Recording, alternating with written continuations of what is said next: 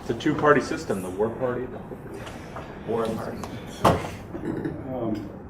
One thing we haven't answered is the question of military conversions. And when you look at the infrastructure of the United States, for year after year, the Engineers Association is putting out reports that talks about the trillions of dollars needed to repair our infrastructure.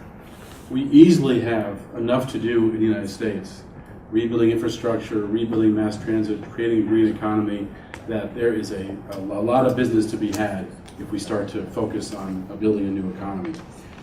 So that, I think, is military conversions is a real issue, a real possibility. And if we start to talk about, as I said earlier, the issue of empire, we can then also talk about what it would mean if we could invest in ourselves rather than keeping troops abroad, rather than keeping the military budget as big as the whole world combined. That would just make an incredible difference in our lives, and to put forward the vision of the fantasy of what it would be like to actually invest in our own lifestyle would be quite a vision for America to hear. You mentioned co-option as one of the reasons we have problems. I think the biggest problem we face is a sense of powerlessness, that what we do makes no difference. So your Lockheed Martin example, I've been at that Lockheed Martin as well demonstrating. They seem to set those things up to make demonstrations impossible, don't they? They're like fortresses, and they're far away from the road, so no one can see them. It's just, they seem to think that through as they develop these places. But as far as powerlessness goes, it's often hard to tell how powerful you are, how our impact what the impact of our work is. Because so often when you're making progress and pushing a new agenda, the status quo stiffens its back. And they look like you're getting stronger and stronger. You start to see decriminalization of marijuana, you get mandatory sentencing. You start to see the abolitionists make progress in the early 1800s, and you see the Fugitive Slave Act. Sometimes the stiffening in the back is really a signal that we're getting close. It's like we're pounding on a wall, and we're chipping away at it. We don't know how thick that wall is. We could be chipping away to the point where it's paper thin and say, God, give up. I'll never see the light come through that wall. We could be so close, we just don't know it. And so we have to always kind of take this, we should always feel that we're having an impact. We should recognize our power. And so we shouldn't back down. Maybe the demonstrations at Lockheed Martin aren't the right approach, but pressuring Lockheed Martin is the right approach. Pressuring these corporations is the right approach. On the healthcare debate, there's a well-organized single-payer healthcare community. It's been around for a long time. It's growing, has widespread support. And we were focusing in the early part of this healthcare debate on the politicians directly.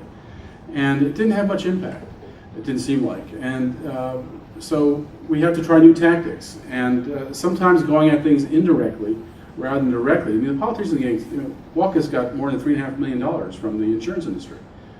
So we have to combat that. So it's pretty hard to go at him directly, especially when he was just reelected last year. And so we have to try to come at these things sometimes indirectly. You mentioned the lunch counter sit-ins.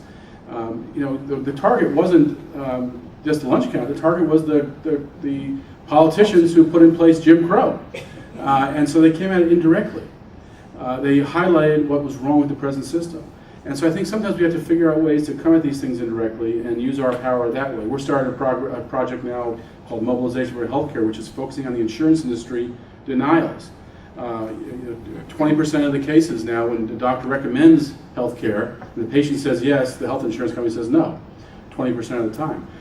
Those denials need to be highlighted. And I think the same, we can find those kinds of angles on all these corporate issues, because all these, despite corporations being legally defined as persons, in fact they're not. They are seeking out profit. They are essentially heartless in their pursuit of profit. And their heartlessness makes them vulnerable. It makes them unpopular. It's amazing how when you talk about issues of corporate power in almost any audience, they react.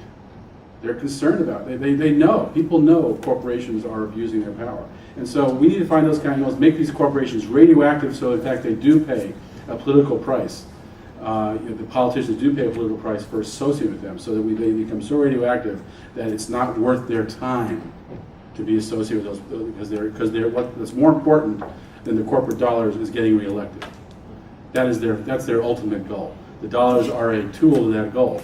And so stopping their re-elections by making those corporations so radioactive and unpopular is a tactic we can consider. So whether it's Lockheed Martin demonstrations or some other approach with Lockheed Martin, we do need to focus on these military corporations who are profiting from war and destruction.